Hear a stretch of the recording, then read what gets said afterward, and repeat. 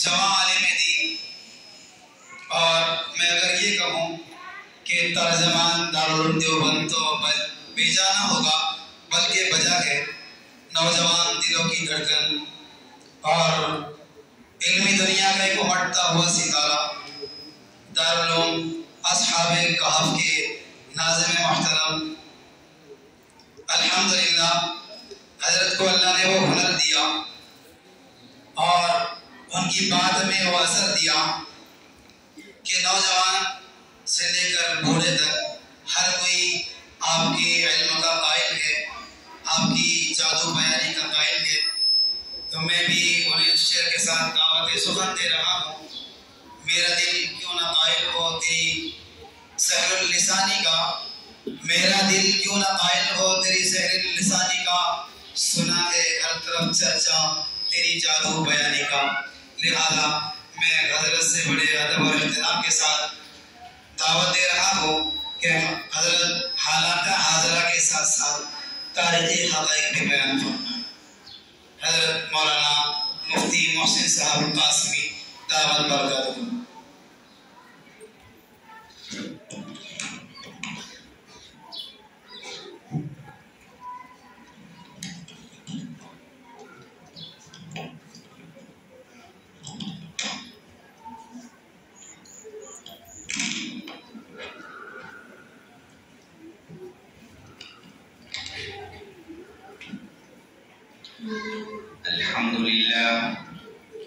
الحمد لله نحمده ونستعينه ونستغفره ونؤمن به ونتوكل عليه ونعوذ بالله من شرور أنفسنا ومن سيئات أعمالنا،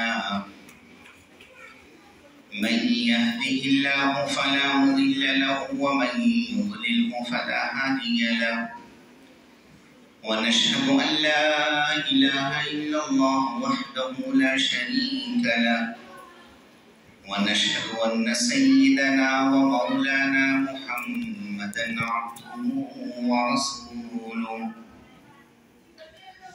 أما بعد فأعوذ بالله من الشيطان الرجيم، بسم الله الرحمن الرحيم. وَإِن تُطِيعُوهُ تَهْتَدُوا. وقال تعالى: ما أنزلنا عليك القرآن لتشقى. وقال تعالى: إن لك في النهار سبحا طويلا. صدق اللہ العظیم.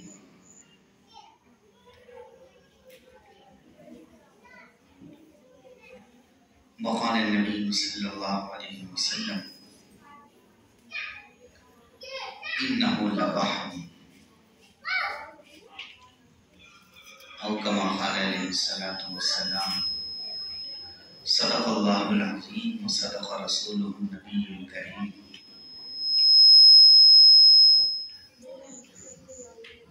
آج کی اس محفل میں تشریف فرما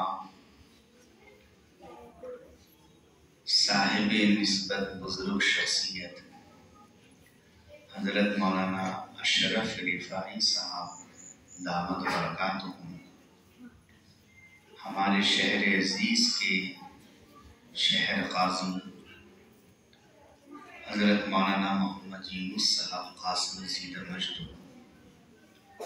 مدرسے حاضہ کے ناظم محترم حافظ نعیم صاحب،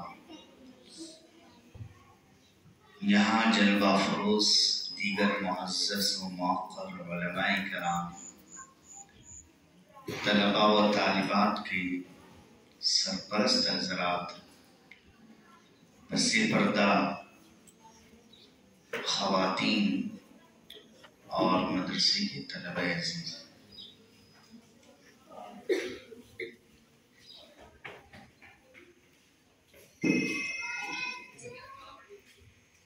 ہمارے پیارے نبی حضرت محمد رسول اللہ صلی اللہ علیہ وسلم ہم سب کو اللہ تعالیٰ کی طرف سے دی ہوئی ایسی نعمت ہے جس نعمت کا احساس اللہ تعالیٰ نے ہم کو اپنے پاک کلام میں دلایا ہے کہ میں تم پر یہ احسان جتلا رہا ہوں. یہ میرا احسان ہے تم پر کہ میں نے تمہیں محمد الرسول اللہ صلی اللہ علیہ وسلم کی نعمت عطا فرمائی. لقد من اللہ علی المؤمنین اذ بعث فیہم رسولا. اس پر اطمینان اور یقین کر لو میں تم پر اپنا یہ احسان جتلا رہا ہوں کہ اے امت میں نے تمہیں ایک رسول بھیجا. احسان جتلایا ہے اللہ نے. دو ہی نعمت ہے ایسی جن کا احسان جتلایا ہے قرآن میں. ایک ایمان کی نعمت ہے اور دوسرے محمد الرسول اللہ صلی اللہ علیہ وسلم کی نعمت ہے. دوسری خاص بات یہ ہے کہ اللہ کی جو مرضی ہے، چاہت ہے، تو اللہ تعالیٰ نے حضور اکرم صلی اللہ علیہ وسلم پر اپنی چاہتوں کو 23 سال میں دھیرے دھیرے حسب ضرورت اتار کر آپ صلی اللہ علیہ وسلم کے ذریعے سے عمل میں، پریکٹیکل میں واضح شکل، صورت اور تصویر کے ساتھ ہر چیز کو واضح انداز میں بتایا. فرمایا وَلَا يَأْتُونَكَ بِمَثَلٍ إِلَّا جِئْنَاكَ بِالْحَقِّ وَأَحْسَنَ تَفْسِيرًا. جب کوئی معاملہ لے کر مشرکین آتے ہیں فوراً ہم آپ پر وحی اتارتے ہیں، حل بتلاتے ہیں اور بہت اچھی طرح واضح کر کر بتلاتے ہیں. تو ہمارے نبی حضرت محمد الرسول اللہ صلی اللہ علیہ وسلم کی جو زندگی ہے ہر پہلو سے ہمارے لیے نعمت ہے، رحمت ہے.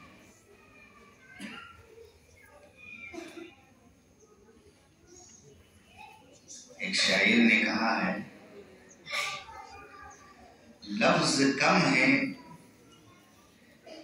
مدحت خیر البشر کے واسطے، بے بسی ہے اہل فن اہل ہنر کے واسطے. بے بسی ہے اہل فن اہل ہنر کے واسطے، لفظ کم ہے مدحت خیر البشر کے واسطے. اگر ہم الفاظ بھی کہنا شروع کریں تو الفاظ کا دامن تنگ پڑ جائے. اور ہمارے پیارے نبی کی زندگی کے اتنے سارے پہلو ہیں کہ ہر پہلو پر اگر ہم غور کریں گے تو وہ ایک سمندر ہے. سب سے بڑی بات یہ ہے کہ ہمارے نبی حضرت محمد الرسول اللہ صلی اللہ علیہ وسلم کی جو مدت ہے، جو آپ کی خدمات ہے، جو آپ کا زمانہ ہے، اور جتنے لوگوں کو آپ کے ذریعے سے ہدایت ملی اور آپ کی برکتوں سے قیامت تک ملے گی، تو یہ اتنی بڑی تعداد ہے کہ تمام انبیاء اکرام علیہ السلام سے آپ کی امت بڑھ جاتی.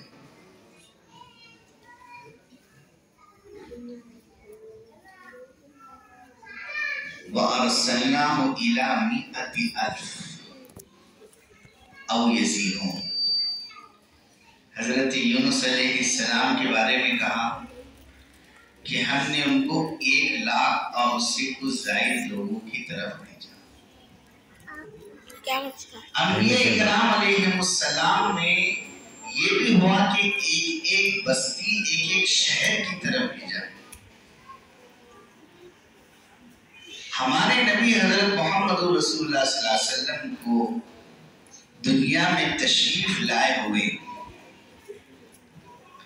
آپ کی نبوت کا جو عرصہ ہے 1450 سال سے زیادہ، اور قیامت تک آپ کی نبوت، آپ کے ماننے والے اس وقت دنیا میں اربوں کی تعداد میں، اور قیامت تک آپ کے ماننے والے 4 ارب لوگ ہو جائیں۔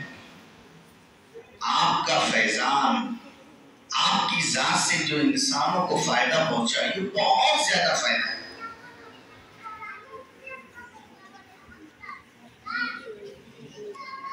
ہمارے نبی حضرت محمد رسول اللہ صلی اللہ علیہ وسلم کی سیرت کا میں صرف ایک پہلو آپ کی خدمت میں آج پیش کرنا چاہتا ہوں۔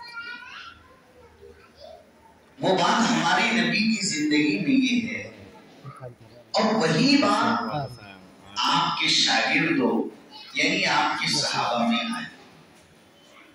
وہ بات یہ ہے کہ آپ صلی اللہ علیہ وسلم ہر لمحہ اور ہر پہلو سے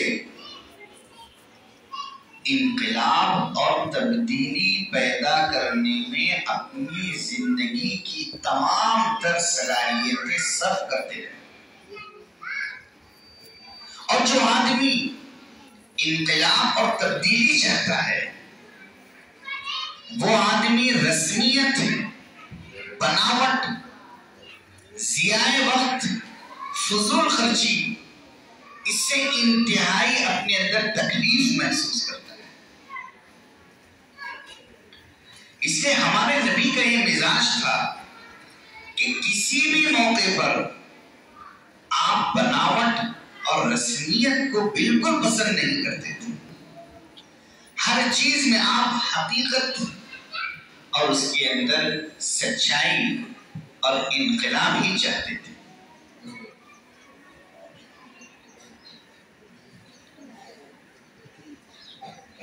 ربیع الاول ہمارے نبی حضرت محمد رسول اللہ صلی اللہ علیہ وسلم 63 سال دنیا میں رہے۔ نبی بنائے جانے کے بعد 23 سال تک آپ دنیا میں رہے۔ جن مورخین نے 1000 سالہ تخمین تلاش کی، علامہ سید سلیمان ندوی رحمۃ اللہ علیہ نے سیرت النبی میں 9 ربیع الاول کو آپ کی پیدائش لکھی۔ سیرت مصطفیٰ میں مولانا ادریس صاحب کاندلوی رحمۃ اللہ علیہ نے 8 ربیع الاول لکھی۔ بعض مورخین نے 2 ربیع الاول لکھی۔ مولانا عثمان معروفی رحمۃ اللہ علیہ نے کتاب لکھی، اس کا نام ہے سیرت الرسول، تفسیر کا عرق، سیرت کا عرق ہے، مختصر کتاب۔ انہوں نے لکھا کہ خود میں نے 1000 سالہ تقویم تلاش کی، لیکن کہیں بھی 12 ربیع الاول کسی بھی تاریخی حیثیت سے پیر کا دن آئے اور 12 ربیع الاول ہو، ایسا نہیں ہوا۔ اس لیے 8 ربیع الاول بعض مورخین اور بعض نے 9 ربیع الاول حضور اکرم صلی اللہ علیہ وسلم کی تاریخ پیدائش کو راجح قول قرار دیا، اور بعض نے 2 ربیع الاول کا بھی ذکر کیا۔ کیوں ایسا ہوتا ہے؟ یہ اس لیے ایسا ہوتا ہے، آج سے آپ زیادہ نہیں، صرف 50 سال پیچھے چلے جائیں، جتنے لوگ آپ کو 50 سال پہلے ملیں گے وہ یہی کہیں گے کہ بھائی ہم جب ایسا زمانہ نہیں تھا، بس اندازے سے تاریخ ڈالتے تھے۔ جب بچہ پیدا ہوتا ہے تو کون جانتا ہے کہ یہ بڑا ہو کر کو کیا بنے گا؟ اس لیے اس کی تاریخ پیدائش آج کل مجبوری ہے، حالات ایسے ہو گئے، اس لیے لوگ لیتے ہیں برتھ سرٹیفکیٹ۔ ورنہ پچھلے زمانوں میں معلوم نہیں ہے بچہ آگے چل کر کیا بنے گا، اس لیے اندازے سے تاریخ لوگوں کو یاد رہتی تھی. لیکن وہی بچہ جب بڑا ہوتا ہے، مشہور ہوتا ہے، اور جب اس کا انتقال ہوتا ہے، اس کے جنازے میں ہزاروں لوگ شریک ہوتے ہیں، تو اب دنیا کو یہ بات یقینی طور پر معلوم ہوتی ہے کہ یہی بچہ جب بڑا ہو کر بڑا شخص بنا تھا تو اس کا انتقال کس تاریخ. اس لیے آپ صلی اللہ علیہ وسلم کی جو تاریخ وفات ہے 12 ربیع الاول، یہ تو ساری دنیا کو معلوم ہے اور یہ تقریباً طے ہے 12 ربیع الاول. لیکن جو پیدائش کی تاریخ ہے اس میں محققین مورخین کا یہ کہنا ہے کہ 12 ربیع الاول کو آپ پیدا نہیں ہوئے، 8 یا 9 کو پیدا.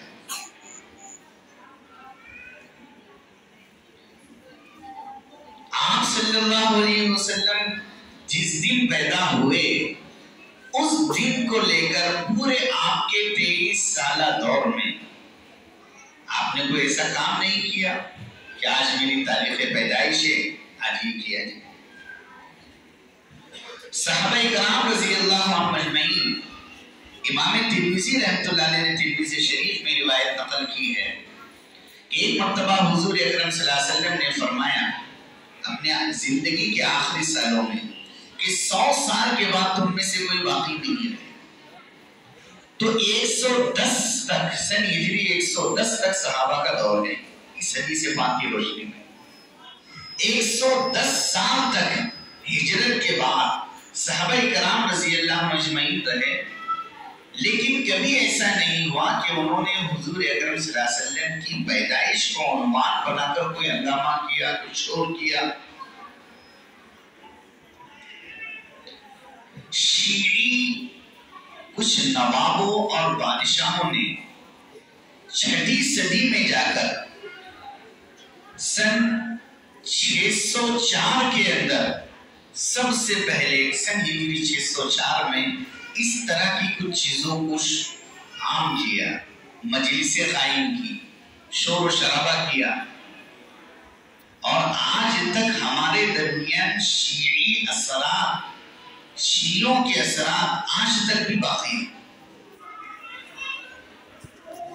مثال کے طور پر محرم آتا ہے، شیعہ لوگ محرم کے اندر کیا کیا نہیں کرتے ہیں آپ دیکھتے ہیں، اس کے اثرات عالمی مسلمانوں میں باقی ہیں. اس سے ظاہر میں بہت ساری چیزیں،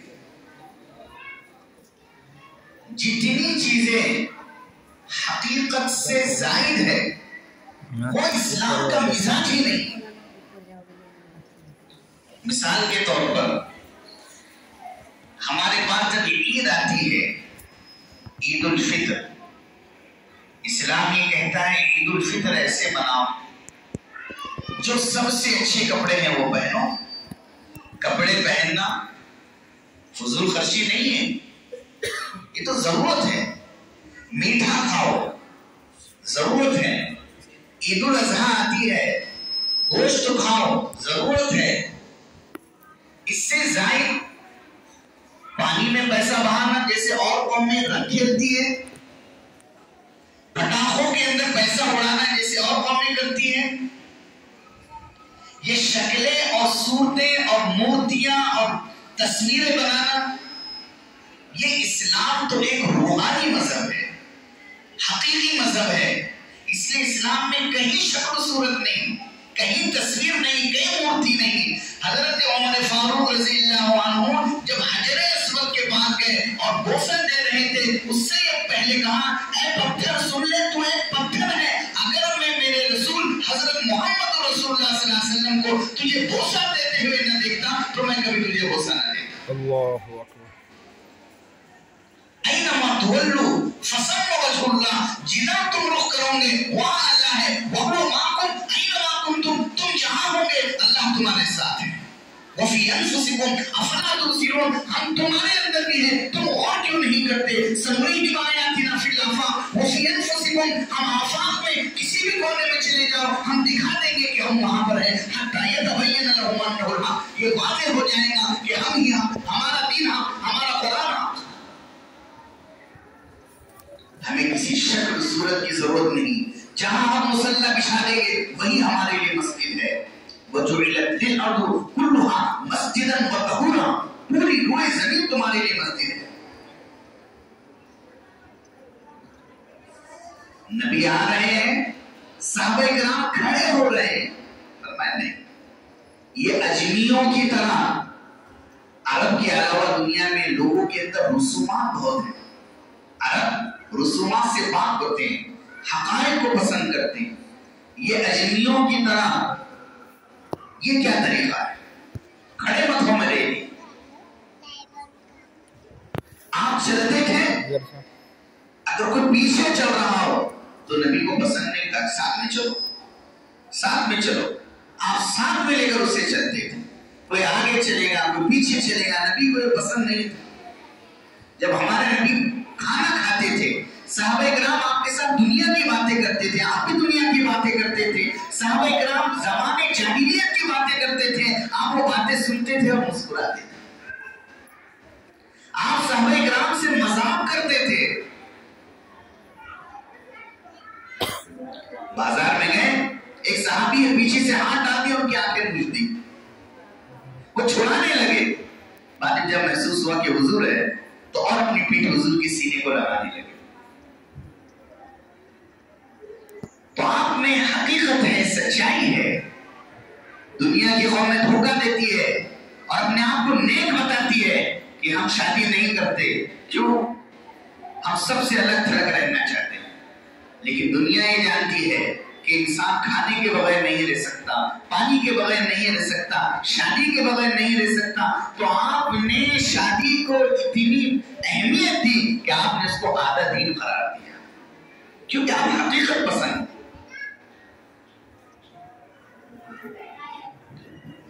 آج 12 ربیع الاول میں جتنی بھی چیزیں ہو رہی ہے، فضول خرچیاں ہو رہی ہو، آتش بازیاں ہو رہی ہو، جلسے جلوس کے عنوان پر راستوں پر ہنگامے ہو رہے ہو، کون سا ایسا حکم اور کون سا ایسا مرحلہ ہے اسلام میں جہاں آتش بازی کو جائز قرار دیا، یا جھنڈے لگائے جاتے ہو، یا راستوں میں شور کیا جاتا ہو، فضول خرچیاں کی جاتی ہو؟ بتاؤ کون سا ایسا مرحلہ ہے اسلام میں خوشی منانے؟ اور آپ نے تو صاف فرمایا تھا، لا تجعلوا قبری عیدا، میری قبر کو عید مت بنانا. عید میں دو چیزیں ہوتی ہیں. عید میں ایک متعین تاریخ ہوتی ہے اور دوسرے عید کے اندر اجتماعیت ہوتی ہے، لوگ ایک جگہ جمع ہوتے ہیں. اس کا مطلب یہ ہے کہ دونوں چیزیں میری طرف منسوخ کرتے ہوئے مت کرنا. اور وہی چیزیں آج مسلمان کر رہا ہے اور سمجھ رہا ہے کہ اب حضور اکرم صلی اللہ علیہ وسلم کی دین کو مشہور کر رہے ہیں. تم دین کو مشہور نہیں کر رہے ہو. وہ چیزیں آتش بازی، فضول خرچیاں اور میوزک جس کو ختم کرنے کے لیے محمد الرسول اللہ صلی اللہ علیہ وسلم تشریف لائے تھے، تم حضور کے نام پر ان کو زندہ کر رہے ہو. اس کا حضور سے کوئی تعلق نہیں.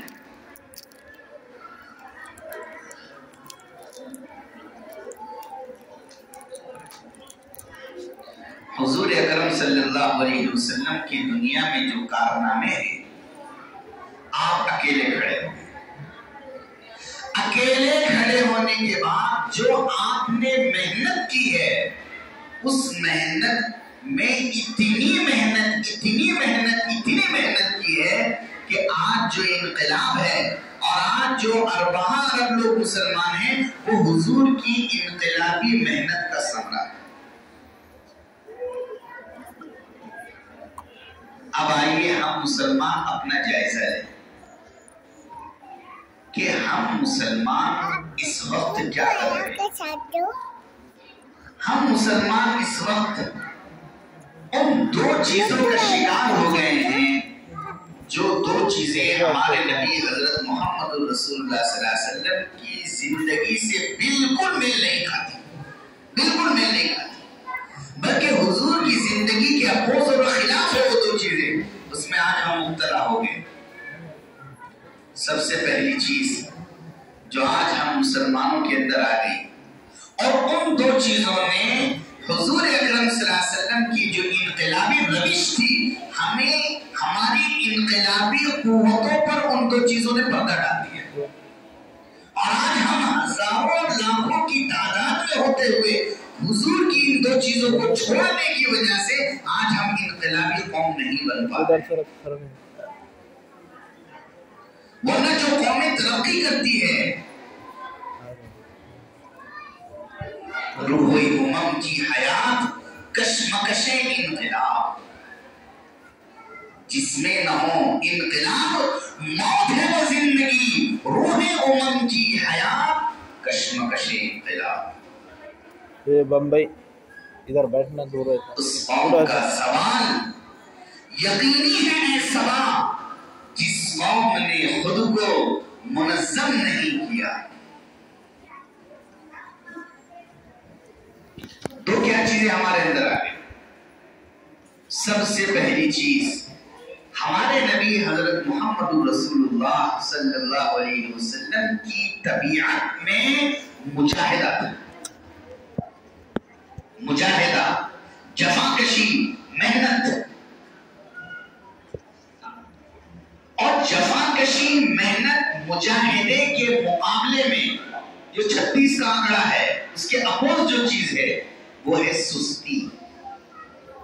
یہ دونوں میں بالکل مقابلہ ہے۔ جس کی طبیعت میں مجاہدہ ہوگا وہ سستی سے نفرت کرے گا، اور جو سست ہوگا وہ مجاہدہ برداشت نہیں کرے گا۔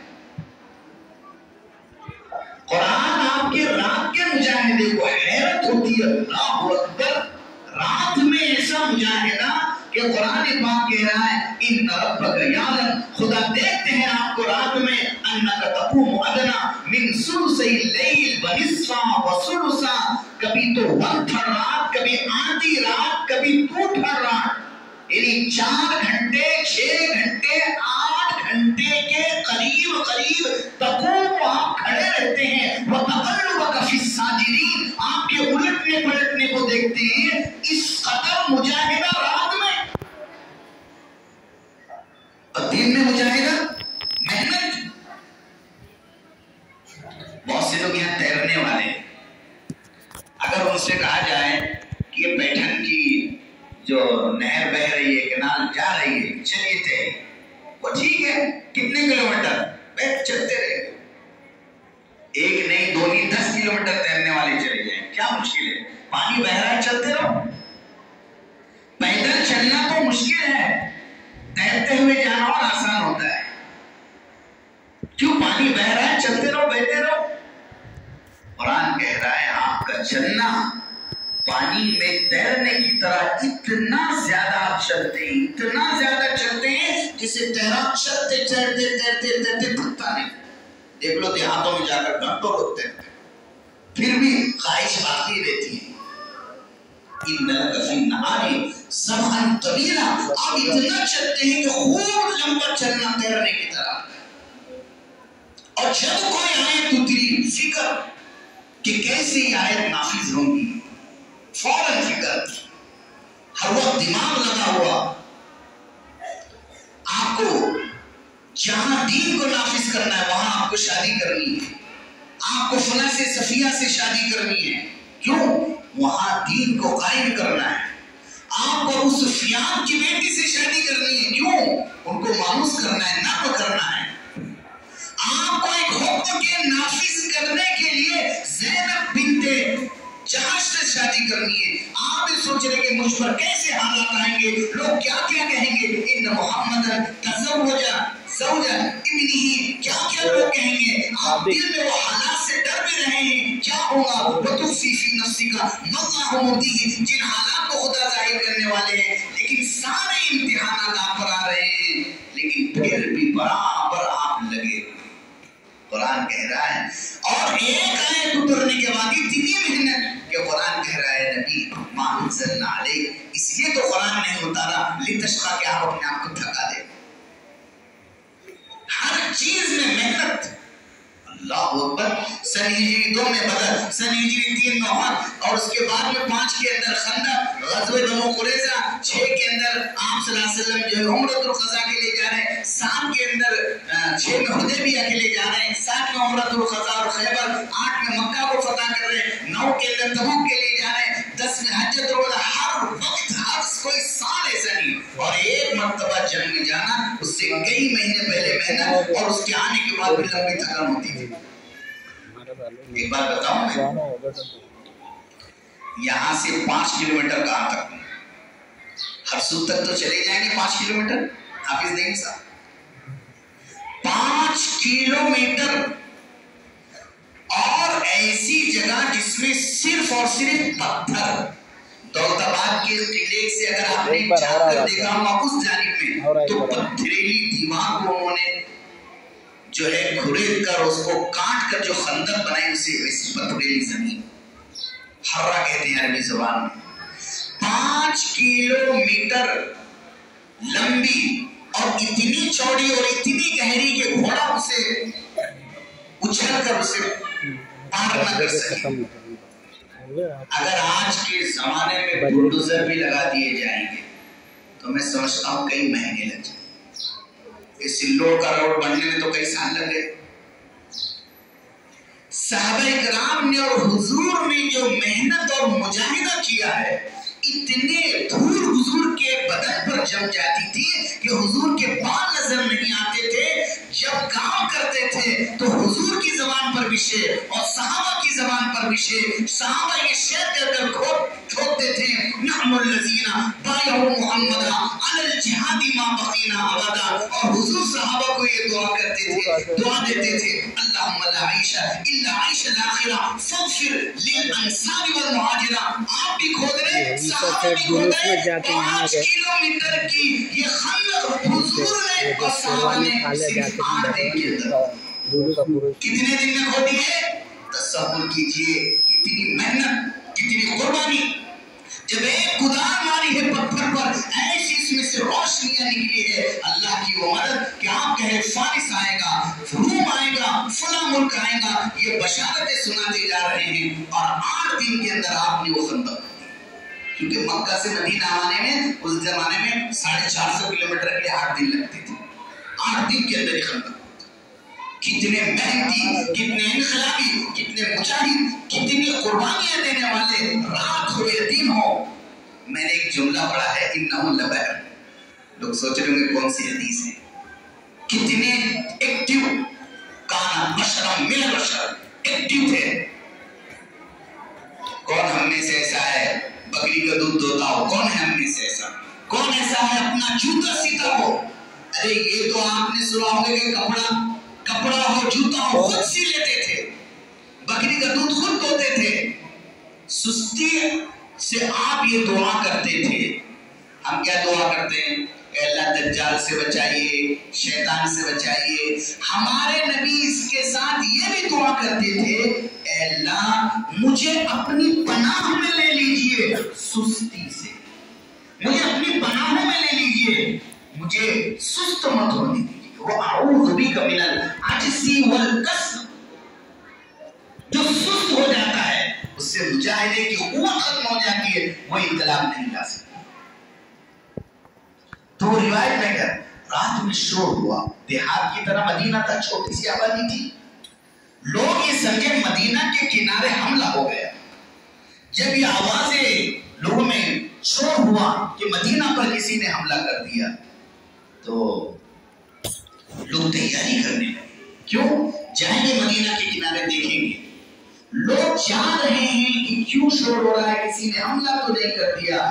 اور آپ صلی اللہ علیہ وسلم وہاں سے واپس آ رہے ہیں، گھوڑے پر واپس آ رہے ہیں. اور رات کے اندھیرے میں لوگوں سے یہ کہا، لوگوں جاؤ سو جاؤ. میں نے یہ گھوڑا میرے سامنے تھا، اس گھوڑے پر میں ننگی پیٹھ پر بیٹھا، اسے دوڑایا، مدینہ کے کنارے گیا، وہاں دیکھا ہوں کچھ بھی نہیں ہے، چلو واپس جاؤ سو جاؤ. اور یہ گھوڑا کس کا ہے؟ لوگوں نے کہا حضرت زہیر کا گھوڑا ہے. فرمایا انہ لبغ، یہ گھوڑا تو سمندر کی طرف چلتا ہے. اتنے ایکٹیو ہیں رات کے اندھیروں میں، کسی کا خوف نہیں، کسی کا ڈر نہیں. آج تو ڈریں گے کیا ہو جائے گا وہاں جائے. ہم تو تیرے بچے جانا نہیں، ہم تیرا وہی ہو جائے. اسی لیے تو کہا تھا ایک ہاتھ میں سورج بھی لا دو گے، دوسرے ہاتھ میں چاند بھی لا دو گے تو مجھے خرید نہیں سکتے. میرے حوصلوں کے سامنے تم ٹک نہیں سکتے. ساری دنیا ایک طرف ہو جائے، محمد رسول اللہ صلی اللہ علیہ وسلم کے جو حوصلے تھے، مجاہدہ تھا، جو ان کی ہمت تھی، اس لیے دنیا میں انقلاب آیا ہے. آج ہم مسلمان حضور کی سیرت کو چھوڑ کر سست ہو چکے. رمضان کو دیکھو، رمضان کا مہینہ، رات میں یہ عبادت تھی تو رمضان میں ہمارے نبی شد المیزر خوب اچھی طرح اپنے آپ کو مضبوط کر لیتے تھے، اور گھر میں بھی آپ کا جانا کم ہو جاتا تھا. آخری 10 دن تو اعتکاف طے تھا، اور رمضان میں آپ کے چہرے کا رنگ عبادتوں کے لیے بدل جاتا تھا، اتنی عبادتوں کی طرف لپک. اور میں کہتا ہوں ہم مسلمان آج رمضان میں رمضان کی ایسی نافرمانی کر رہے ہیں کہ خدا بس ہم پر غضب نہیں برسا رہا ہے، کہ خدا کا احسان. فجر ہوئی، کب تک سوئیں گے؟ ارے بولو نا، کب تک سوئیں گے رمضان میں؟ ظہر ہوئی، پھر مسجد میں لیٹے، کب تک؟ اثر کے بعد بیٹھ جائیں گے ایک کونے میں، افطاری آ رہی ٹھیکے کھائیں. مغرب بعد تراویح ہے نا، ذرا سے چائے پہ پھر مارکیٹ میں رہیں گے، پھر عشاء ہوئی، پھر سوئیں گے. کب تک؟ جب تک بیوی 3-4 مرتبہ آ کر نہیں اٹھانے کی تب تک سوئیں. اور اگر بیوی نہیں اٹھائے گی نا تو آدھے اورنگ آباد کی سحر نہیں. یہ بھی یاد رکھو، یہ حقیقت ہے. جب تک بیوی کئی مرتبہ نہیں اٹھا دے گی تب تک اٹھیں گے. تہجد تو گئی، دن میں سونا، صبح میں سونا، دوپہر میں سونا، رات میں سونا.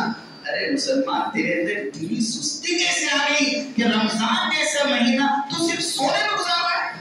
اور یہ صرف اورنگ آباد کی، پوری دنیا کی ہے. سو رہے سستی اور ڈھائی، پورا رمضان سستی.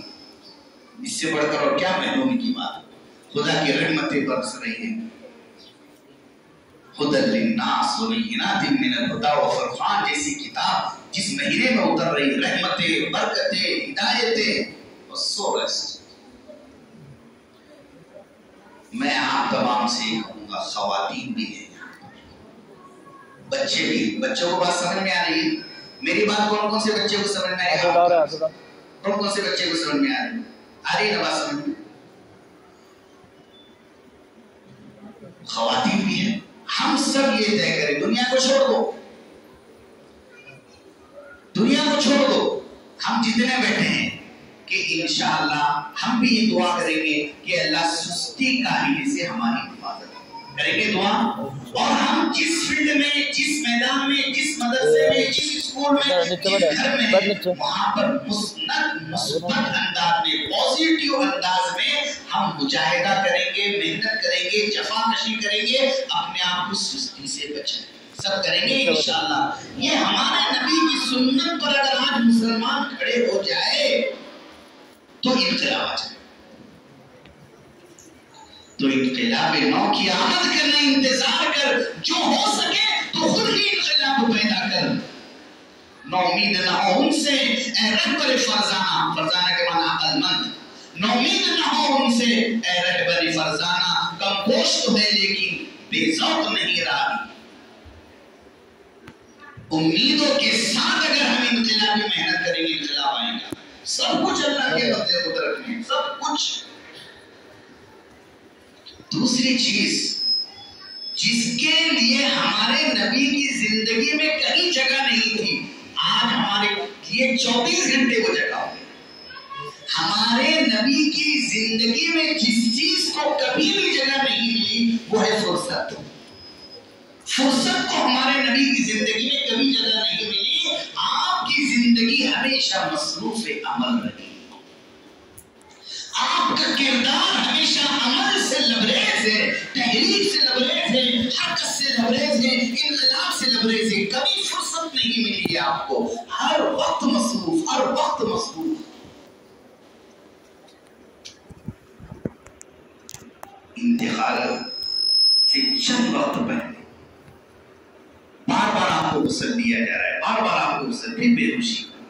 ایسے وقت میں جب نماز کا وقت آیا تو ایک طرف حضرت علی رضی اللہ عنہ اور دوسری طرف حضرت عباس، ان دونوں کے 2 کاندھوں پر کہا کہ نماز کا وقت آ گیا ہے نا تو نہیں، خالی نہیں رہے. دونوں کے رکھے گئے وہ دونوں آپ کو مسجد لے جانے لگے. یہ جیسے پردہ پڑا ہوا یہ حضور کا حجرہ یہاں ہے اور یہاں پر مصلی ہے. تو اس حجرے سے بالکل یہاں سے حضور کو لائے اور یہاں پر مصلی تک جب آپ آئے تو آپ کے دونوں پیر لڑ رہے ہیں, زمین پر لگ رہے ہیں, کھسک رہے ہیں. اس حال میں آپ کو لایا گیا کہ دونوں کے کاندھوں پر آپ کے جو ہے دونوں ہاتھ رکھے ہوئے اور زمین پیر پر کھسک رہے ہیں. اس حال میں آپ کو لا کر بٹھایا گیا اور آپ نے اس حال میں نماز ادا کی. رخصتی سے چند لمحوں پہلے حضرت عبدالرحمن حضرت عائشہ کے بھائی آئے, ان کی طرف اشارہ کیا, انہوں نے مسواک دی, حضرت عائشہ رضی اللہ عنہ سے نرم کیا, اس سے مسواک کرنے کی, اور مسواک کرنے کے بعد میں پھر اللہ کے یہاں تشریف لے گئے, پھر رفیق الاعلیٰ گئے. خاموش کبھی نہیں رہے, جانے سے پہلے اللہ سے ملاقات سے پہلے مسواک کی. ہر وقت عمل. مکہ سے مدینہ آئے 17 مہینے بس. قد نرا تقلب وجهك في السماء, بار بار آسمان کو دیکھ رہے, بار بار آسمان کو دیکھ رہے. یہ حرکت, یہ انقلاب, ہر وقت کام, رات میں کام, دن میں کام, پوری زندگی میں. تو حضور کے معجزات میں سے ایک معجزہ یہ بھی سمجھتا ہوں کہ حضور کی زندگی کے آپ اگر 23 سال نکالے اور 23 سال میں بھی آپ کی مکی زندگی کے اندر حالات الگ تھے, مدنی زندگی کے حالات الگ ہے. مکی زندگی میں صبر اور مدنی زندگی کے اندر احکام آپ نے پہنچائے. تو آپ اگر حضور کی زندگی کے لمحات کو اگر شمار کریں کہ 23 سال کے اتنے دن, اس میں اتنے گھنٹے, اس میں اتنے منٹ اور اس میں اتنے سیکنڈ, اور آپ صلی اللہ علیہ وسلم سے جو ہزاروں حدیثیں آپ کی زبان مبارک سے نکلی, اگر اس کو شمار کریں گے کہ اتنے 23 سال کے مختصر وقت میں اتنے الفاظ جو آپ نے اپنی زبان سے نکالے, تو آپ کو یہ بھی ایک معجزہ نظر آئے. حدیث کی بڑی بڑی کتابیں ہیں, ہزاروں حدیثیں. مسند احمد بن حنبل میں تقریباً 30,000 کے قریب حدیثیں. کتنی ہیں؟ ارے بول تو کتنی حدیثیں؟ مسند احمد بن حنبل میں 30,000 کے قریب ہے. 30,000 حدیثیں آپ کی اس مختصر زندگی میں آپ کی زبان سے نکلی. کتنا بڑا معجزہ ہے, اور اس بولنے میں کتنی محنت لگی ہوگی. مقرر تھوڑی دیر بولتا ہے, چائے لاؤ بھائی, پانی لاؤ, تھک گیا ہوں میں, اور آپ بول رہے ہیں, اور سب اللہ کے لیے بول رہے ہیں. وما ينطق عن الهوى, بول رہے ہیں, ذمہ داری کو ادا کر. اخیر میں پوچھا صحابہ سے, هل بلغت؟ انہوں نے کہا بلغت الرسالة وأديت الأمانة ونصحت الأمة وجاهدت في سبيل الله حق جهاده. سب کچھ کر دیا, بیٹھے ہی نہیں. تو ہم لوگ کچھ کام کریں گے نا, غریبوں کی مدد, پڑوسیوں کی مدد, برادران وطن جو ہمارے ہندو بھائی ان سے اچھے تعلقات, ان کی مدد. تو آپ کو بھی زندگی میں ایک لمحہ نہیں ملے گا. میں سچ کہتا ہوں, کبھی کبھی سوچنے سے دماغ تھک جاتا ہے کہ آج امت کی اتنی ضرورت ہے, اتنے مسائل, اتنی طلب ہے کہ اگر ایک آدمی کام کرنے لگے اسے عمر نوح بھی مل جائے گی تو وہ امت کے مسائل کے لیے کافی نہیں ہو سکتی. اتنی ضرورت ہے ہر میدان میں امت کی یاد باقی ہے. اور یاد رکھنا, اگر کام کریں گے, انقلابی محنت کریں گے, تو وہ انقلابی محنت ہی حقیقت میں اللہ سے جڑانے والی ہے. یہی تصوف, یہی خدا سے قریب کرنے والی چیز ہے. وقت کے بڑے بڑے لوگ ہیں, سید الطائفہ حاجی امداد اللہ مہاجر مکی رحمۃ اللہ علیہ, حضرت حجت الاسلام مولانا قاسم سامانوتی رحمۃ اللہ علیہ, روح دیوبندیت حضرت مولانا رشید احمد گنگوہی رحمۃ اللہ علیہ, حضرت حافظ ضامن شہید رحمۃ اللہ علیہ. بڑے بڑے وقت کے اقطاب ہیں, لیکن جب وقت آیا ہے ہندوستان میں شریعت ختم ہو رہی تھی, مسلمانوں پر ظلم کیا جا رہا تھا, حضرت شاہ ولی اللہ اور حضرت شاہ عبدالعزیز رحمۃ اللہ علیہ نے جو ہندوستان میں اسلام کے قیام کے لیے محنتیں کی تھی, تو میدان جہاد میں تلوار لے کر انگریز کے مقابلے میں یہ وقت کی حکم اور یہ وقت کے ابدال آ گئے. مجاہدہ, جفاکشی, محنتی, یہ ان کی زندگی کے کارنامے تھے.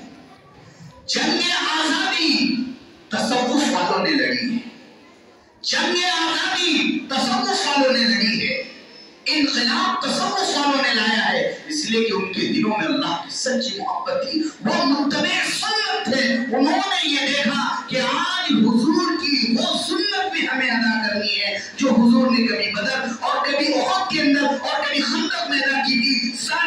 اسماعیل شہید رحمت اللہ علیہ وہ چٹیل میدانوں کو چند پہاڑوں کے اندر چٹیل میدانوں میں سمندروں میں انہوں نے محنت کی جفاکشی کی اور انہوں نے اپنے آپ کو تیار کیا کہ دشمن سے ہمیں کیسے بنا۔ آپ کے نبی کی سیرت تیرنا سنت ہے، گھوڑ سواری سنت ہے، تیر چلانا سنت ہے، تلوار چلانا سنت ہے، دوڑنا آپ کے نبی کی سنت ہے۔ ہر چیز محنت مجاہدہ جفاکشی سے تعلق رکھتی ہے۔ یہ آپ کے نبی کی سیرت اور تاریخ ہے جس میں کہیں بھی فرصت کو جگہ نہیں ہے، صرف اور صرف مصروفیت ہے۔ آج ضرورت ہے مسلمان وَإِن تُطِيعُوهُ تَهْتَدُوا، اگر تم محمد رسول اللہ صلی اللہ علیہ وسلم کے نقش قدم پر ان کی باتوں کو مان کر تم زندگی انہی کی طرح گزارو گے تبھی تم راہیاب اور صحیح راستے۔ صرف ان کے نام کہنا، صرف اور باتیں کرنا، ارے یہ تو منافقین بھی کرتے تھے، جب آتے تھے تو کہتے تھے نشہد انک رسول، نشہد قالوا نشہد انک رسول، ہم گواہی دیتے ہیں کیا بنا کے رسول۔ اذا جاءك المنافقون قالوا نشهد انك لرسول، کہتے تعریفات کر دینا اور پھر زندگی حضور کے عملی نقش قدم پر موقع۔ اگر کوئی کسی کو مانتا ہے، کوئی کسی سے محبت کرتا ہے تو اس کا ثبوت کیا ہے؟ کوئی کسی سے محبت کرتا ہے تو اس کا ثبوت کیا ہے؟ اگر آپ کے دل میں ہمارے حضرت مہمان جو تشریف لائے ہیں، اگر آپ کے دل میں محبت ہے، حافظ نعیم صاحب کے دل میں محبت ہے، حضرت نے کہا کہ طبیعت چاہ رہی تھی کہ کچھ میں جو ہے چائے پی، حضرت بس رکیے ابھی دوڑتے ہوئے جائے گی چائے، کیوں بات مان رہے؟ محبت۔ اور اگر کوئی ایسے صاحب آ گئے جن کو حافظ نعیم صاحب جانتے نہیں، ٹالنا چاہتے ہیں، ان سے کوئی تعلق نہیں، کوئی محبت نہیں، میں کبھی چائے تک ہی نہیں کرا تھا، دیکھو بہت ہوٹلیں اور بات ایک دونوں 10 ملے۔ اگر کسی سے دل محبت ہے تو انسان اس کا ثبوت یہ ہے اس کی بات مانتا ہے۔ محمد رسول اللہ صلی اللہ علیہ وسلم نے اتنی باتیں بتلائی ہیں، انقلابی کام کیا ہے، لیکن اگر آج مسلمان صرف اپنی زندگی گزار رہا ہے، دین کے لیے کچھ کرنے کے لیے تیار نہیں، قوم کے لیے، آج اسلام کے لیے، مسلمانوں کے لیے، آج اس ہندوستان کے اسلام کے استحکام کے لیے، قدموں کو جمانے کے لیے کچھ کرنے کے لیے تیار نہیں، صرف باتیں کر رہا ہے۔ باتوں سے بھی بدلی ہے کسی قوم کی تقدیر، باتوں سے بھی بدلی ہے کسی قوم کی تقدیر، کہ بجلی کے گرجنے سے اندھیرے نہیں جاتے۔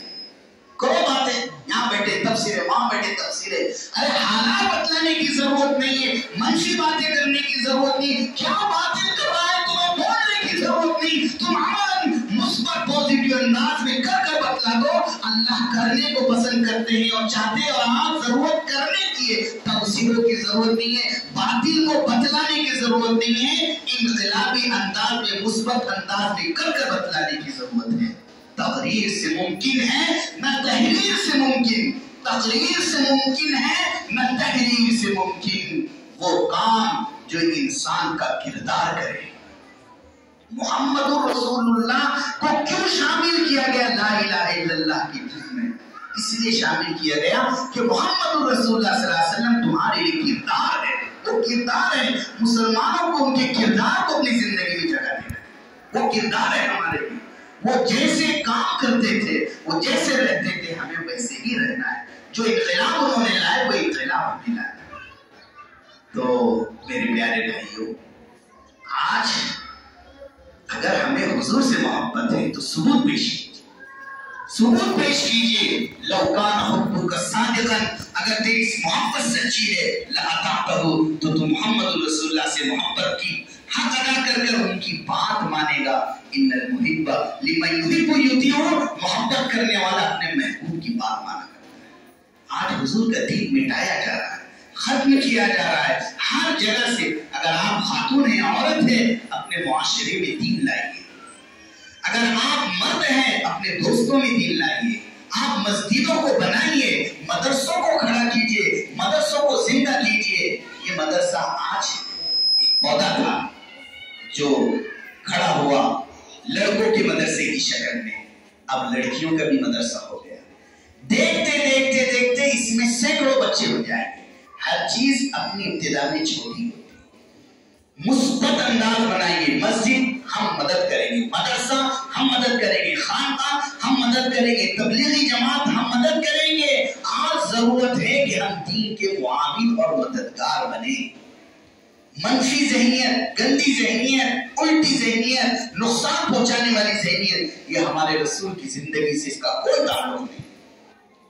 کام کرنا ہے, نشے من پر نشے من اس قدر تعمیر کرتا جا کہ بجلی آپ گرتے گرتے خود بیزار ہو جائے. حفظہ توفیق یستا مرحبا ذوق عمل, بجلیاں گرتی رہی اور آشیاں بنتا. کام کی ضرورت ہے. کام کرنے والے کوئی آپ کو روک نہیں سکتا اگر آپ میدان عمل. یہ سستی اور جتنے گناہ ہو رہے تو فرصت کے مقابلے میں کیا ہے, مصروفیت کے مقابلے میں کیا ہے, فرصت. مجاہدے کے مقابلے میں کیا ہے, ارے کیا ہے مجاہدے کے مقابلے میں, بولیے نا کیا ہے, سستی. اور فرصت کے مقابلے میں کیا ہے, مصروفیت. تو ہمارے نبی مصروف تھے. ہمارے نبی کو زندگی میں کیا نہیں تھی, ارے بولیے نا کیا نہیں تھی, فرصت. مصروف تھے. اور آج ہمارے پاس 24 گھنٹے فرصت, رات بھر موبائل لے کے بیٹھے ہوئے. کیوں, کچھ کام تھوڑی دن میں. مسلمانوں کے محلوں میں دیکھو دن دن بھر بچے پب جی کھیل رہے ہیں, دن دن بھر موبائل. ارے بچے کیا, جوان کیا, آج بوڑھوں کے پاس بھی فرصت ہے. رات رات پر ٹی وی دیکھ رہے, رات رات پر موبائل. فرصت ہی فرصت ہے. فرصت ہلاک کرنے والی چیز. فرصت کیا کرنے والی چیز ہے. اگر کوئی ہلاکت سے بچنا چاہتا ہے تو اسے محمد رسول اللہ صلی اللہ علیہ وسلم کے نقش قدم پر اپنے آپ کو مصروف کرنا ہوگا, ورنہ فرصت سے ہلاک. بہرحال یہ حضور کی سیرت کا ایک پہلو ہے جس میں سے 2 حضور کی سنتیں میں نے آپ کے سامنے عرض کی. ایک ہے آپ زندگی بھر کیا کرتے رہے, ارے بولیے نا کیا کرتے رہے. اچھا ایک بدن جو ہے نا عجیب ہے ہمارا, جب گناہوں کا موقع ہے نا تو وہ تھکتا نہیں ہے. لوگ رات رات پر کھڑے رہ کر فلمیں دیکھتے ہیں, رات رات پر فلمیں دیکھتے ہیں, آنکھیں نہیں دکھتی. لیکن جناب ذرا سا تعلیم میں ذرا 2 گھنٹے تھک جائے گا نا, زیادہ ہو جائیں گے تو دین کا جب مسئلہ آتا ہے تو وہاں تھک جاتا ہے. اور گناہوں نے اس بدن کو کتنا تھکا دو, کتنا تھکا دو, کتنا تھکا دو, پھر بھی اس بدن کی خواہش پوری نہیں. یہ دھوکہ ہے نفس. اللہ تعالیٰ نے انسان کو جو جسم دیا ہے اس سے بڑھ کر اس کا حوصلہ, اگر ہمارے حوصلے ہوں گے انشاءاللہ تو بدن ہمارے حوصلوں کے تابع ہوگا. تو دوسری سنت جو حضور کی میں نے عرض کی وہ ہے مصروفیت. ہم سب مصروف رہیں گے نا انشاءاللہ, کسی نہ کسی کام میں ہر وقت ہم اپنے آپ کو مصروف رکھیں. پڑھنے میں مصروف رکھیں, ہم مطالعے میں مصروف رکھیں, انسانوں کی خدمت میں اپنے آپ کو مصروف رکھیں, پڑوسیوں کی خدمت میں رکھیں, برادران وطن کی مصروف. آج ہندوستان کے اندر اگر ہمیں اسلام کے قدم جمانے ہیں تو ہمیں اپنے معاشرے پر بھی محنت کرنا پڑے گی اور ہمیں برادران وطن میں رفاہی خدمات بھی کرنی. حضور جیسے ان کی تعریف قلب کے لیے ان پر سخاوت کرتے تھے, ان کی بیماری میں, ان کی دکھ درد میں, پریشانی میں حضور کا خیال رکھتے تھے. تو دونوں کام کرنا پڑے گا, معاشرے کے اوپر بھی محنت اور وہاں بھی محنت. اس کے لیے وقت دینا پڑے گا, محنت کرنا پڑے گا, تب ہندوستان کے حالات بدلیں گے. صرف اور صرف باتیں کرنے سے حالات نہیں بدلیں گے. اللہ تعالیٰ سے دعا ہے اللہ تعالیٰ ہم سب کو ہماری زندگیوں کو اپنی دینی خدمات کے لیے قبول فرمائے. ہمارے بڑے یہاں پر بیٹھے تھے, حضرت مولانا اشرف رفاعی صاحب اور مولانا یونس صاحب, مولانا الیاس صاحب پیٹ سے تشریف لائے. تو بہرحال ہو سکتا ہے باتوں میں کچھ ایسی باتیں آ گئی جو ان کے ادب کے خلاف ہو گئی ہو, تو بہرحال میں اس پر معذرت خواہ ہوں, تو میری اصلاح بھی فرما سکتے ہیں. اللہ تعالی ہم تمام کو ہماری زندگیوں کو دینی خدمات کے لیے قبول فرمائے. وآخر دعوانا الحمدللہ رب العالمین. میں حافظ نعیم صاحب سے کہوں گا کہ اسی طرح ماشاءاللہ جس طرح محنت ہو رہی ہے, استقامت کے ساتھ اگر محنت ہوگی تو اللہ تعالیٰ نے قرآن میں اعلان کیا ان اللہ لا یضیع اجر المحسنین. جو اچھے کام کرتے ہیں اللہ ان کی محنتوں کو ضائع نہیں کرتا. تو انشاءاللہ یہ مدرسہ بھی محنتیں اسی طرح استقامت کے ساتھ ہوتی رہی تو خوب ترقی ہوگی انشاءاللہ۔ مدرسے چلانا کوئی آسان بات نہیں۔ آپ سوچئے کہ آپ کے گھر میں ایک وقت میں صرف 10 مہمان آ جائے، 14 طبق روشن ہو جائے، کیا کروں، کہاں جاؤں، کیسے لاؤں، کتنے پیسے لگیں گے؟ اور مدرسوں میں، اس مدرسے میں تقریباً 160 اگر کھانا کھانے والے، آپ سوچئے کہ کتنا خرچ لگے۔ تمام مدرسے ہمارے لیے دین کے قلعے ہیں، یہیں سے دین دنیا میں پھیلتا ہے۔ تو بہرحال حافظ صاحب بھی لگے ہوئے، جتنے بچوں کی سرپرست ہیں، اطراف کے لوگ ہیں، اگر انشاءاللہ حافظ صاحب کے ہاتھ پیر بن کر اگر ساتھ دیں گے تو اللہ سے امید ہے اور مدرسہ ترقی کرے گا۔ نہیں ذرے نہیں آتے چمن میں گل کھلانے کو، یہی مٹی مہکتی ہے، یہی ذرے چمکتے ہیں۔ وآخر دعوانا